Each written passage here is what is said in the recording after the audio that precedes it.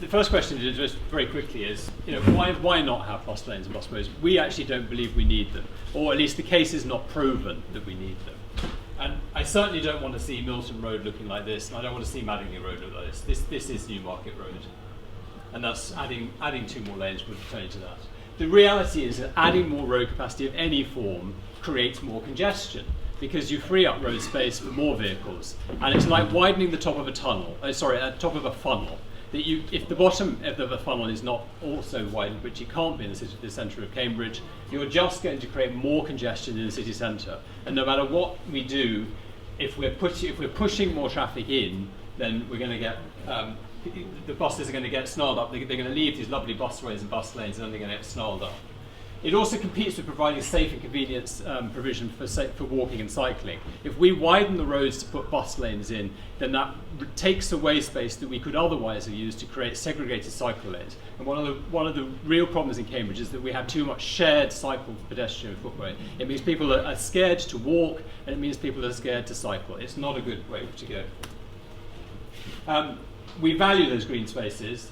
They're incredibly valuable for ecology, and removing them is bad for people. Trees are our best protection from pollution. There's been some very good studies about how houses behind trees get far less pollution from the road than without the trees. And the last point is just about the green corridors into Cambridge. They are really special, and I know that there's been a deal done, and there is a compromise that has to be made. But I do not want to see unnecessary road building. And just quickly, how do we see that we can decongest the city? We have this concept of smart traffic management, and it essentially means that you relocate the queues to the edges of the city. We widen the roads on the radials on the outskirts of the city and create some additional holding space there. But the main thing is we upgrade all of the traffic signals within the whole of the city to connect them all together, so that they can respond to the requirements of the traffic that are coming through. And probably for about £10 million, we could do that across the whole of Cambridge City. And the benefits would be immediate. I mean, even quite apart from whether we did the smart traffic management around the edges, we would just get traffic flowing through the city better, more smoothly, and it would be more responsive to when there are incidents on the A14 or the M11 that causes massive diversions. The traffic signals could immediately be tuned to start routing the traffic more efficiently rather than the log jamming. And there is in our proposal an opportunity to raise money from business. It would be like an optional congestion charge, which you may want to ask me about at the end. We need to phase out free parking for commuters. That's one of the real problems in the city, and we need to reduce availability of paid parking. And parking is a magnet for traffic, so we have to reduce the power of the magnet. We need to provide convenient and safe cycling for walking for the reasons I just explained. And we also need to provide convenient and reliable public transport. A lot of the reason that people drive and sit in a queue for 50 minutes is not because they love their car so much that they want to spend 50 minutes sitting in a queue in their car. It's because they realistically do not have an alternative. There isn't a bus service that takes them from where they want to go to where they're going to in less time than it takes to drive, even with a 50-minute delay. So how do we improve the bus services? Well, the first thing we need to do is we need to think of bus services as being more like train services, where we have express bus services going between hubs and widely spaced stops, rather than meandering through all the back states and the housing estates to pick up as many people as possible and making a journey that could take 20 minutes in a car, take 50 minutes in a bus. That's why people won't choose it. So we have to have express bus services in order to attract people away from cars. We also need them to run along circular routes. Rather than just going in and out on the same radial route, we want them to go in, round, and then back out a different way. That way, one bus serves more destinations, but it also provides a way for one bus to connect with another bus. And that means that you can hop around to another point around the edge of the city without a dedicated orbital bus service, which Stagecoach assures us would never work, or would never be economically viable, rather. But what we're proposing would allow you to make those connections and achieve much the same thing. We need a frequency of at least 2 per hour. That's the frequency of the fast trains to London. That works. Ideally, we'd have 3 or 4, and if it's then it's only 20 minutes or 50 minutes wait at the most. But as you come closer to the city, partly because we've got these circular routes, that means that there will be more than one bus service running down a particular road. So the service along roads, radial roads within the city will be considerably more frequent. We need convenient interchanges, and that's about this bit about hopping around to another point. So you might come in on a bus from Cambourne. It's very unlikely that it would be economically viable to run one from Cambourne to the Science Park, but you could have an interchange, and I'll show you where we propose that. Of course, we do need local bus services. Not everybody can walk and cycle to a local hub. So we will need to have some local bus services, but as you may be already aware, the subsidy on local bus services is being phased out. Essentially, all bus services will have to run commercially, and that places a really, really difficult a problem for the communities, for villages, for people who live outside of villages. And that means that community transport will play an enormously important role. That's basically volunteers picking people up and driving them somewhere. Well, at the moment, if they've got to drive them all the way to Addenbrooke's, that's a big commitment. But if they would have to drive them to a hub that's maybe 1 or 2 miles away on an uncongested road, and then they can get a bus straight to Addenbrooke's, that's a much more viable option. I'm going to talk you through this map, but this is basically our plan for this corridor. The red is the express bus route, and you see it follows a circular route. The blue is the local bus service, which is just picking people up in the villages. It doesn't go into the city, although arguably at off-peak times it might continue in the city just for the convenience of those people. But the idea is it picks people up and takes them to their nearest hub. Okay, so the first thing we want to do is build more park and ride sites. We need to catch more people as they're coming into Cambridge. We already have one, but it's actually in a very inconvenient place, and I'll show you where we'd rather site these in just a moment. We want to use the smart traffic management to regulate the flow of traffic into the A1303, and I'll show you on a map exactly how that will work. So what we're looking at is the Maddenley Mulch roundabout. At the moment, we think that the park and ride site should be there, just to the east of it. We don't want to go too close to the Maddenley Wood, and we can use low impact LED lighting in order so it doesn't spill over into Maddenley Village.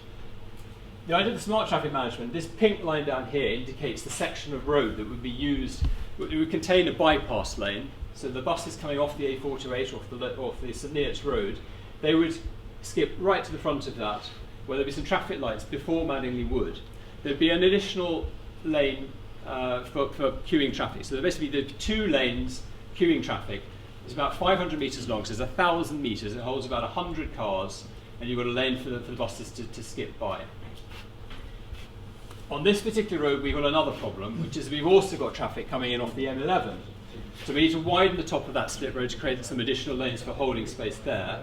We need an extra lane which will be dedicated to this new site for the park and ride. At the moment the park and ride is over on the east side of the Manning Road, of the M11, and that means that all traffic that wants to access it has to go over the M11 bridge. There's talk about building an additional bridge to increase that capacity. That's 30 or 40 million pounds. Building a new park and ride site is in the order of 10 million pounds. So it actually makes more sense to save the money not having to build this extra bit of infrastructure by resiting that, redeveloping that land, which is very valuable for more housing. So traffic coming off the M11, if it wants to go to the park and ride, has a dedicated lane, goes straight through. If it's a bus coming off there, it hits priority, and it can go and it can join the Maddenley Road. But if it's cars wanting to access the city, then at peak times they're going to be held in a queue here, and they turn right, and then they can be segregated from the park and ride traffic. So if you're going to the park and ride, you don't get penalised by this. Build transport hubs and exchanges along the A428. Now this is the idea that we need to have points, collection points. So think of them as like small train stations, mini train stations, or stations along the guided busway. We have one in Cambourne, one for the Servingbourne airfield where that's developed, as it is most likely that it will be, and then one sitting between Hyperscalercourt and Hardwick. All of them just off the A428, so a bus doesn't have to make a long detour to get into it, pick people up, and carry it and take them on. The Girton interchange keeps coming up because everybody knows it is one of the strategic flaws in the local transport network, and it is immensely frustrating that we can't consider it because Highways England won't provide the money for it, and effectively hold us to ransom that if we are to impose any change on it, then it will jeopardise the whole A14 upgrade programme. But what we've designed here is what's called an always junction. You can connect from every road to every other road. This here is the new local access road that's planned that goes up to Dry Drayton. But you can come off the A428 into this roundabout, and then onto the M11, or coming back the other way, you come off the M11 into this roundabout and back around here and join the A428. You have a one lane that carries on that way there.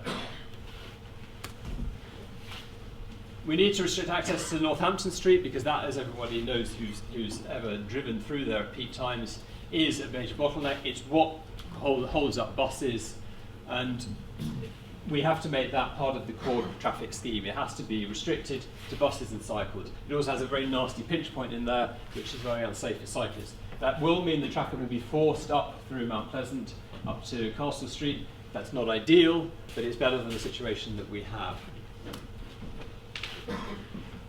So the express bus service that I was just showing you, it takes you from Cambourne. Now, assuming that we've got this additional connection at the Girton interchange, we can carry on zipping along the A428. We don't need a new busway through the countryside here. The A428 has got plenty of capacity. Take the bus up to here. There's an interchange here. Now, this is where you change if you wanted to get to the Science Park, because there will be another bus service that loops round and it takes you up to the Science Park over here. But this bus will carry on down the M11 to Addenbrooke's. So you've got a really, this is how you would drive it. So this is how the bus will go. It will take you there, and then it will come through the city via the central Cambridge station up to Chesterton Road and back out along here. And you actually have a bus going in each direction. So if you're here, you can choose whether you go on a bus that's going to go to Addenbrooke's first or to the city centre first.